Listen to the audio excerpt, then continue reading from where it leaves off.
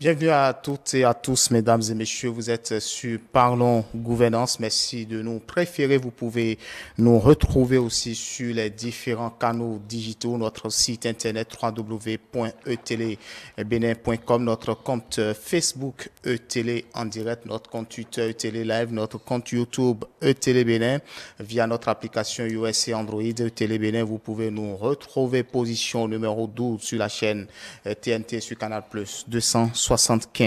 Nous sommes déjà avec le consultant en politique Agapit Napoléon Maforican. Bonjour.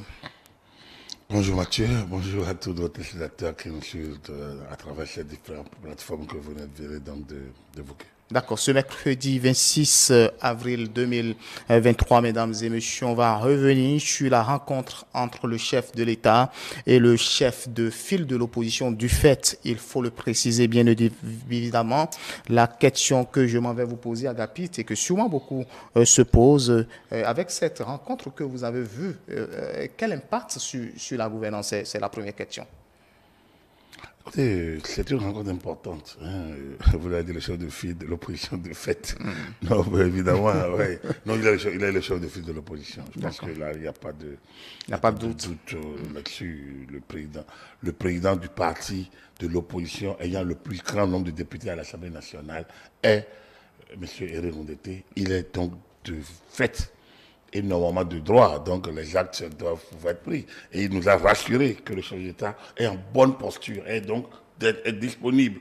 Alors s'il y a cette disponibilité déjà, s'il n'y a pas de réserve au niveau du chef de l'État, je pense qu'on peut commencer par dire oui, et Rondeté, chef de file de l'opposition. Il est, je pense qu'on peut le dire, en attendant que les actes qui doivent être pris soient pris pour que ce soit formalisé.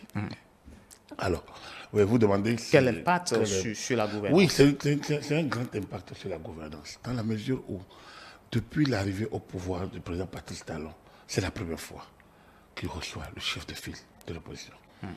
Le chef de file de l'opposition, c'est la toute première fois. De cette opposition radicale. Monsieur Rompé avait été désigné chef de file de l'opposition après les élections communales. Donc, le parti a pu avoir 10%. Et le parti a pu aller donc, a pu réunir les plus de 10% pour aller aux élections présidentielles, à l'élection présidentielle.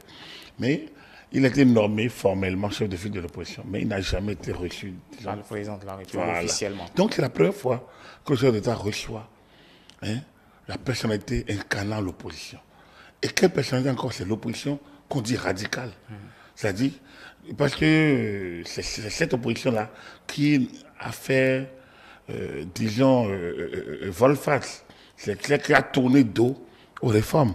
Après avoir contribué aux réformes, parce que dans la législature 2015-2019, M. Rondeté siégeait. Justement. Beaucoup de membres de cette opposition-là, M. Afo et Nourenou, ils siégeaient. Donc, le président et le vice-président du parti siégeaient, comme d'autres membres de ce parti-là. Mais ils ont contribué aux réformes.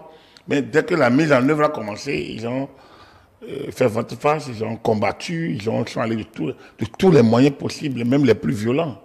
Donc, même les plus répressifs, les plus prohibés.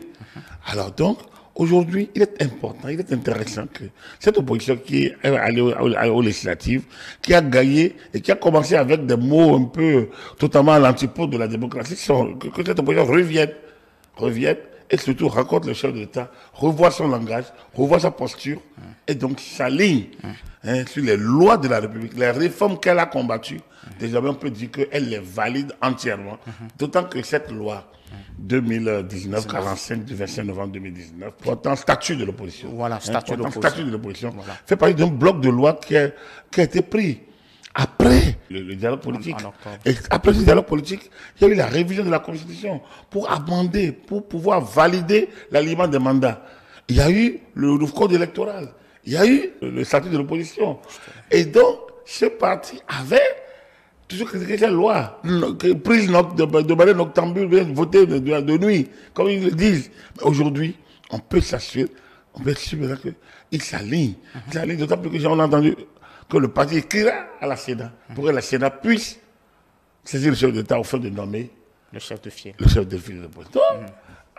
Donc, en clair, le premier impact, c'est que désormais, toutes les forces politiques sont unis, sont derrière les réformes politiques de Patrice Talon. Et ça, engagé par le président Patrice Talon, ce n'est pas ses réformes à lui, mais des réformes qu'il a engagées courageusement, malgré tout ce qu'il a pu avoir. Et donc, on peut être sûr que ça, c'est déjà un acquis.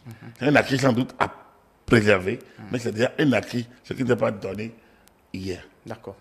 Voilà. Donc, ça, c'est la leçon fondamentale, c'est l'impact fondamental, c'est que désormais, toutes ces réformes sont validées par l'opposition. D'accord, toutes ces réformes sont validées par l'opposition, mais qu'est-ce que cela peut changer dans l'environnement politique? Non, sachant déjà que quand ils étaient en campagne, ils disaient qu'ils allaient tout remettre en cause. C'est ça. Et en gouvernance, on sait qu'ils ne pourraient rien remettre en cause. Ils ne pourraient remettre des choses en cause que s'ils étaient majoritaires. Aujourd'hui, ils n'étaient pas majoritaires. Donc, ils viennent de tirer les conséquences logiques qu'ils devraient tirer des législatives de 8 janvier. Ils viennent de tirer les conséquences logiques qu'ils devraient tirer. Et donc, c'est une très bonne chose. C'est-à-dire que, désormais, on a compris qu'entre la rhétorique, lorsque vous êtes dehors, et la logique, lorsque vous êtes dedans, il y a un gros pas. Et les électeurs, les populations, ceux qui sont sur les réseaux sociaux, qui écrivent n'importe quoi, qui répondent, qui réagissent sans réfléchir, doivent pouvoir se rendre compte que les questions de gouvernance sont des questions très sérieuses, qu'on n'aborde pas avec Uber. Et lorsque vous les abordez avec Uber, vous restez sur le carreau. Si vous avez envie vraiment d'être dedans, de participer à l'action, vous êtes obligé de vous plier devant les lois. Et donc aujourd'hui, oui, la réalité est que le Parti des démocrates, malgré tout ce qu'elle a dit, malgré tout ce qu'elle a fait, a rejeté tout, a attaqué, va tout remettre en cause, le parti s'aligne. Le parti s'aligne et c'est une très bonne chose. Sans doute son statut, le statut va sortir, sans doute la liste civile va sortir avec les prérogatives, les avantages, sans doute. Et désormais, la classe politique doit savoir qu'il faut compter avec le parti de l'opposition. Là également, ça offre d'autres perspectives au président Patrice Talon, qui élargit ainsi son champ d'action, c'est-à-dire qu'au-delà de sa majorité, il peut maintenant échanger humainement et surtout officiellement avec l'opposition sur les questions de gouvernance. C'est une avancée notable de notre système. On reste avec l'opposition bien évidemment, mais est-ce que vous voyez un certain Eric Rondeté rassembleur de l'opposition?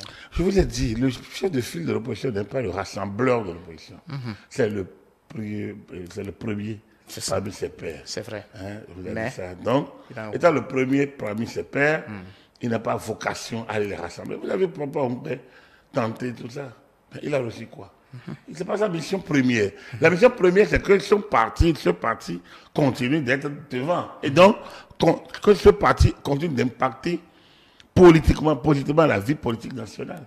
Si elle se met ils ont déjà trouvé leur centre et ils vont dans tous les sens. Mais aux élections de 2026, ils verront le parti du chef de file de l'opposition, tout comme les partis de la majorité présidentielle, guette 2026.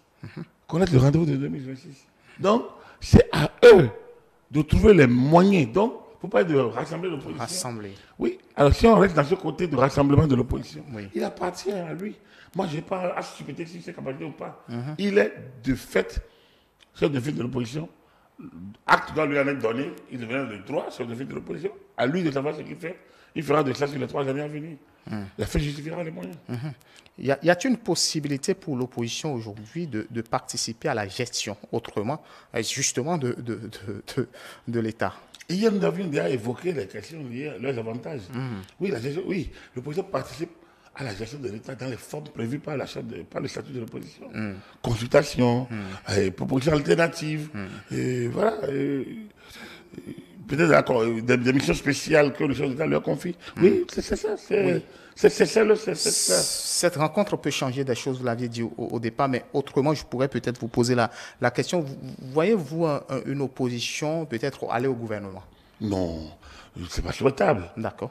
Non, c'est pas souhaitable, c'est pas souhaité. En tout cas, moi, je suis contre les histoires de gouvernement d'union. Est-ce que ça ne respecte pas la gouvernance? Non, le gouvernement, tout comme le gouvernement d'union nationale perturbe. Où est le champ? On n'est pas en crise, on n'est pas. Les histoires du gouvernement d'union nationale perturbent le jeu, cassent le jeu, on brûle le jeu. Donc, c'est une compétition, la démocratie. Donc, lorsque vous perdez, vous devez tenir votre place.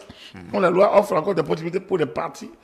Donc, qui ont de l'opposition, qui ont les meilleurs stats et qui peuvent être chefs de file de l'opposition ou l'un des chefs de l'opposition. Mais pourquoi ne pas profiter de ça et travailler pour une nouvelle alternative. Donc, il n'y a pas de raison donc, de penser à des histoires comme les partis. Non, ça embrouille le jeu. On ne sait pas où qui gouverne. Non, il doit y avoir un gouvernant, ceux qui gouvernent, ceux qui s'opposent et ceux qui sont gouvernés. Voilà, donc chacun doit être à sa place. Beaucoup disent que c'est quand même une très belle image. Est-ce que vous voyez, comme tout le monde, qu'au-delà de l'image que nous avons vue, c'est un renforcement de la démocratie? C'est une belle image. Toujours, c'est toujours une belle image lorsque l'opposition, le pouvoir, l'opposition se retrouvent. Et donc, pour moi, il est nécessaire et il est à saluer que de temps à autre, il y a ces moments d'échange. Lorsqu'il y a des situations crispantes, délicates, difficiles, lorsque le jeu envoie la chandelle, il faudrait que dans toutes les grandes démocraties, le président de la République gouverne et échange parfois avec le chef de l'opposition. Donc parce que le chef de l'opposition a des choses à dire, à faire valoir. Peut-être qu'il a des conseils à donner au chef de l'État qui ne sont pas des conseils qu'on doit donner sur la place publique. Mais chacun doit rester à sa place. L'opposition à sa place, et le pouvoir à sa place. Et lors des élections, lors des échéances électorales, le peuple a le choix entre confirmer les actions de pouvoir en place ou alors opter pour l'alternative. D'accord. Quelle perspective pour Éric Ndoundete en tant que chef de file de l'opposition à Gap? Ça, franchement, c'est son problème. Moi, je ne m'occupe pas des questions particulières. Le chef de file de l'opposition a un contenu. Il est le chef de file de l'opposition parce qu'il provient d'un parti. Et donc, s'il doit parler de perspective, c'est de parler du parti, les démocrates. Je pense que ce parti revient de loin et ce parti ramène notre démocratie de loin. Nous ramène notre démocratie parce qu'elle est partie avec, elle est partie en vogue, en vague, elle est partie en rade, elle est partie se promener, se fouvoyer, elle est partie avec ça, pensant quelle est la démocratie. Aujourd'hui, ce parti se rend compte qu'il n'est pas la démocratie, il participe, il contribue à notre démocratie. C'est bien, c'est une très bonne chose. Et comme je vous l'ai dit, j'ai aimé la posture de M. Ndoundete devant le chef de l'État. Après l'audience, quand il parlait donc de nos camarades détenus et non des détenus politiques et de ceux qui sont exilés. Des camarades exilés. Voilà. Donc, c'est cela, la démocratie. Et donc, de temps en temps, il faut qu'il se rappelle l'article 14 de la loi portant statut de l'opposition qui lui fait obligation, qui le renvoie d'ailleurs à l'article 34 de la Constitution citoyenne. C'est-à-dire que l'opposition doit, quoi qu'il en soit, respecter scrupuleusement la Constitution, l'ordre constitutionnel, les lois et les règlements. Donc, il ne peut pas se permettre de dire n'importe quoi. Il peut critiquer les actions du gouvernement, mais il ne peut pas créer et dire, eux ils choisissent, eux ils reconnaissent, s'ils ne reconnaissent pas ça, tel jugement est mauvais. Il peut dire que le jugement est mauvais, mais il ne peut pas dire que les gens sont arbitrairement détenus. S'il le dit, c'est qu'ils sont en violation. Normalement, des gens. Il peut dire que la gouvernance est mauvaise, mais il ne peut pas dire que c'est de la monarchie, c'est de l'autoritarisme. Donc, ouais, il y a un certain nombre de postures parce que nous avons nos lois. On est sous un ordre constitutionnel. La Constitution leur fait obligation de son respect. Mais au-delà de ça, moi je pense que les démocrates ne participent pas à l'action publique. C'est-à-dire, entrer dans le jeu, c'est vraiment le jeu politique qui commence réellement. Au Parlement, je pense qu'ils sont maintenant en possibilité d'aller discuter avec les partis de la majorité. Oui, ils vont reprendre sans doute peut-être demain jeudi les élections au niveau des commissions. Peut-être que cette rencontre a eu des impacts. Déjà, peut-être que ça va leur permettre d'avoir des ouvertures. Qui sait?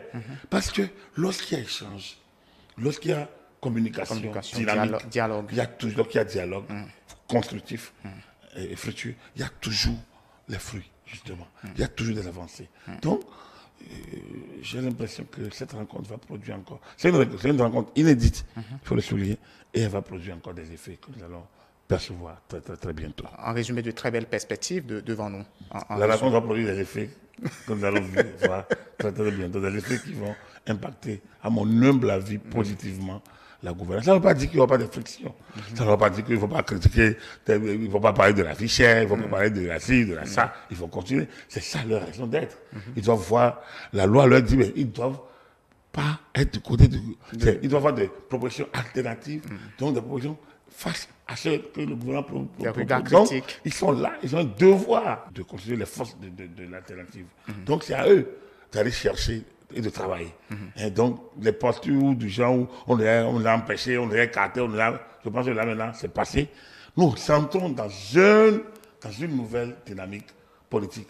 Je pense que nous entrons dans les manœuvres, dans disons, les actes préliminaires qui vont nous conduire vers 2026. Merci, On Agapit. en aura encore à en parler et beaucoup à en parler. On va en parler. Merci beaucoup, Agapit Napoléon Maforican. Mesdames et messieurs, voilà ainsi prend fin par la gouvernance de ce mercredi 26 avril 2023. Cette rencontre qui a eu lieu entre le chef de l'État et le chef de file de l'opposition, en tout cas de grands impacts sur la gouvernance, nous relatait bien évidemment Agapit Napoléon Maforican, le consultant en politique. Merci de nous avoir suivis. Vous pouvez nous retrouver sur l'ensemble de nos plateformes digitales, notre site internet www.etelebenin.com, notre compte Facebook eTélé en direct, notre compte Twitter eTélé Live, notre compte YouTube eTélé Bénin via notre application iOS et Android eTélé Bénin. Je le disais aussi à l'entame de cette émission que vous pouvez désormais nous retrouver sur la position numéro 12 TNT et puis sur Canal Plus 275 eTélé avec vous, pour vous.